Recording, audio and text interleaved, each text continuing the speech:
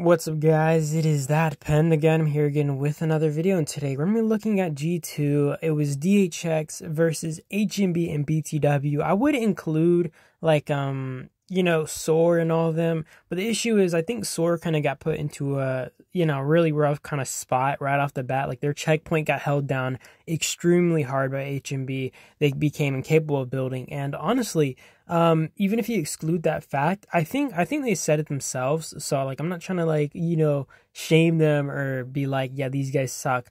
But I don't think they have the mega whales with insane gear, insane armaments and stuff to be taking rallies on towers and trading remotely positive. Because the thing is, even if you're not trading extremely positive, you want to be able to close that gap as much as possible. For example, if you have even one garrison captain who has, let's say, all red parts, maybe his garrison heroes 3 or 4 million might, right? That'll be insane and making their trades at least remotely worth what they would kind of be losing, even if they were trading negative, and then they can maybe be kind of helpful in this grand scheme of things at being kind of, I would consider it sandbags, but in this case I don't think that they are remotely strong enough to actually take this on. And I don't think they even lack the manpower, be it field wise. I think they could do some really good work on the field and all that, but I think it really comes down to we aren't willing to lose this and this and this many troops for this and this and this many trades, you know what I mean? So it kind of becomes an impossible feat, and I think it just becomes kind of hard for a lot of these alliances who end up in, let's say, G1 or G2 or whatever bracket. If you don't have these insane whales who can run rallies, if you don't have these insane whales who can run on garrison, it's just you don't want to participate. And I think that's honestly a big factor when you go into these brackets, is the morale, you know what I mean? And lacking that can be really just a big shot in the foot, right? And I mean, you will see a lot of work from DHX and stuff trying to rally BTW's towers, and I think that this was somewhat smart. But I think also there was also an issue with it, was even though they did end up managing to push BTW back, they just expended too many troops on their end. And even if they wanted to defend from HMB, I don't think they had the manpower to kind of do it at that point, or they would have been kind of running much lower on troops in a comparison scale. So just in general, I think that they were kind of put into a rough spot, kind of given they were going to be taking on two fronts. I think DHX kind of got it rough, both brackets. I will honestly be fair and say, I've been hearing from people in their legions, this bracket and the last bracket, where people were wishing they had maybe more organization. Maybe I don't know what the lack of organization might be there. Maybe they're not using enough pings. Maybe they're not just coordinating enough with the other alliances. Maybe it's just all the above, right? But that's just what I've been kind of hearing, and that might be a big morale drop when I think honestly a lot of players have massive expectations when kind of meeting these whale alliances, and that's honestly the truth, right? If you get in a bracket with or let's say you're in a legion with ROK, for example, right? I think you expect some of the top coordination that you would see in the game, some of the top organization, some of the best teamwork. And if you don't see that, a lot of people are just upset, or they're less willing to fight, or maybe their morale's dropped because they're this isn't something that I've been kind of looking forward to. And, I think that's kind of a problem that whale alliances might end up having if they don't have the organization or coordination that these alliances are kind of either relying on or just, expect from you. So I don't know, man. I just... it's just kind of rough coming into these brackets. I think honestly, this whole system that allows you to, I guess, play with all these other alliances and stuff, the legions and stuff, I don't hate it myself. Me personally, I don't completely hate it. I do wish they would change it, because the thing is, I just see so many flaws with it. I've seen so many flaws happen with it, and the thing is, I think it would be better. And I don't actually care for Island to come back the old one, but I do think that they should readjust it. I think that I think I've said this before, but I think they should get rid of legions. I think they should maybe change up the map some. They should make more areas. I think they should kind of change it to where it's more alliances on a map, right? Well, it'd be less alliances if you get rid of the legions. But let's say there's 8 alliances on the map. They all each have a safe zone. They all, like the old island, where you captured a level 6, you captured a level 7, you captured the ruins. You didn't win off of capturing something, right? You would get points, or you would get coins kind of put towards you, so you would rank higher based off those captures. And I think that system was vastly superior to what we're facing with now, because I think there's just so much to be kind of argued about. about when kind of wanting to be like the person who either gets the nano or doesn't get the nano and stuff like that. And it's just a little bit annoying. It's a little bit frustrating. And I can honestly understand where people are coming from. I do think like if they kind of changed up the map, changed the Legion system, changed the faction system, and allowed it to kind of be the old way, except with this new map, this could be much more interesting and it would encourage a lot more fights. You know what I mean? Like you would go into the first zone, you would go into the second zone, you would target whatever alliance because you're like, okay, well, I need more captures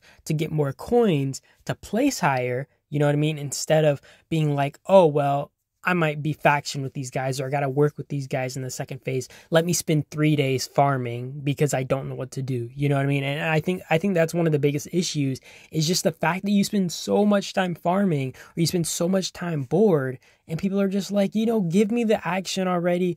Give me the fun. I'm just ready to fight. And then you only fight for 1 or 2 days. You're waiting for this event throughout the full month.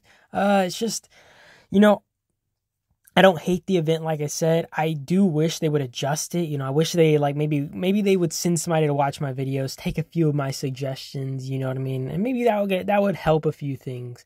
Either way, this is pretty interesting. I wish I got more reports from these fights, by the way.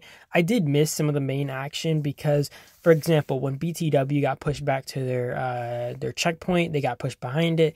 I didn't get that because I think I went off for like an hour or two because I had to do something. I forget what it was, but I had to do something. And I come back and I see that because I expected them to be able to keep holding because they were holding for a long time at this point. But they ended up getting pushed back and I was like, well, that's crazy. You know what I mean?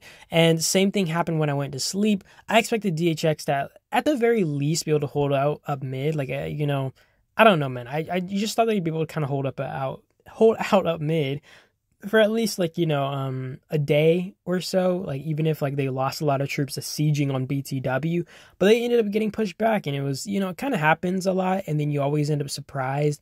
And honestly, now that I think about it, I don't understand why I'm always surprised since it does happen quite a lot with these whale groups, you know what I mean? I think it just becomes like once you lose one tower, everything starts falling apart. Everybody starts like going under the pressure. Everybody is like kind of giving up and like, okay, well, you know, I've expended my troops because like, for example, if you get 10 towers sieged, right, you might be able to hold that mess for 10 hours, but people are doing their all, you know, it's kind of like, I don't know what you would call it, but it's kind of like where you're just, you know, reluctant to lose. And you're like, well, as long as they can outlast these guys on how many troops I'm losing, I can win. But, you know, then once one of those towers drops, it means that, you know, everybody defending that tower probably ran out of troops or they got offline. And then the other towers will start failing because there's going to be more pressure on those towers. And overall, I just find like whale brackets to be kind of interesting how like this stuff just develops so quickly. And, you know, I wish we would see like, I don't think we've seen even one proper ruins fight. Tell me if I'm wrong. I don't think we've seen one proper ruins fight throughout this whole island event yet. Like, not just this island, but the last like 2 islands, right? We haven't seen an actual ruins fight because if you guys don't remember, DHX versus ROK and ANTS or whatever, they didn't push for ruins that time. I forget what the bracketing was, the island before that, but I don't think that there was a big ruins fight over that one either. So yeah, we just haven't had the chance to actually see real ruin fights because teams flop or they fold so fast with this new, you know, up mid with this new game mode. And I think it's just an issue of, there being so many alliances in each legion. So it's like, the thing is, if you have one legion that is useless, the thing is, it's much more impactful than if it was, you know, for example, if DHX was on an island, like in the old island version, and they were versus maybe ANCS and HMB, you know, I think that they could hold themselves for at the very least throughout the event because, you know, it's really just up to ANCS and HMB to be putting pressure on these guys. But if they are fighting against, you know, let's say they have their legion, let's say even their alliances are semi-active, semi-fighters, and in the case that they aren't fighters, it's even worse, right? But let's say the enemies they're fighting, you know, they're all pretty good fighters. Well, if your legion, you know, the legion in your faction is unwilling to fight, or maybe they just can't fight or they can't support you, that's multiple alliances you're losing out on. That's millions, tens of millions of troops potentially that you're missing out on that could have soaked up a lot of the damage, drained a lot of the attention from like your enemies and stuff. And I think, like, if you get into this situation, it just becomes much harder to really resist. You know what I mean? It's like the second you're faced with like a 1v2, you're almost always destined to lose in whale brackets. Like, you know what I mean, guys? Like, I think it's much harder to kind of pull off insane stunts in a whale bracket compared to like the old brackets, just because there's so many alliances participating now, so many alliances in one legion, and so many troops that can be expended. And just, I don't know, man. Like, it's just kind of crazy. Like, you guys think about that. After all that yapping, I don't really know what else I want to talk about here. I mean, honestly, I think it's kind of hard being put into BTW situation. Like, even if BTW was able to play a massive role at probably draining DHX, I imagine the rallies on the BTW towers were. I feel like the trades had to be favorable for DHX, but I feel like it'd be very draining, you know what I mean? And I feel like once they get to the point where they're fighting H&B, it's nearly impossible for them to kind of trade really well or trade positive, just because they're taking on just so much pressure there. And, they kind of already have drained themselves to such an extent. So, I don't know, man. It just becomes really dire, and I think they really had to play turtle mode. And I'm not sure if they went offensive on H&B. I'm not sure if they only went defensive. Like I said, I was asleep for that. Somebody tell me in the comment section. But like I said, I think for BTW, this was like definitely a hard spot to be in. And I'm sorry if I always say like one alliance's name. Like, I don't know why, but I always correlate a legion to one alliance. So I feel like I'm kind of leaving out these alliances that are supporting, because there obviously are other alliances in these legions. And I don't want to be that prick who's like, oh yeah, only BTW was fighting, only, these guys were fighting, when, I mean, that's obviously not the case. Other groups were filling the rallies, other groups were filling the towers, and it's just, kind of hard to like mention every single alliance every single time when I'm kind of covering these groups. But yeah, here you go. I mean, H&B smacking this tower, putting in crazy damage. I always notice, like, if the trades are even, like, on a range rally against a, like, Peterson, for example, on a garrison, that range rally's trading positive. And I feel like it's one of the hardest things to actually trade positive against, is a range rally. You know what I mean? If you're defending and you have a range rally hitting your tower or something, I always find that to be like one of the most deadly things. Not only it just drops the tower extremely fast compared to other rallies, I just find it to be one of the hardest things to trade positive on ever. All right, but that is about it to all my commentary points. You guys give me your thoughts in the comments. Tell me what you guys thought about what I said and stuff.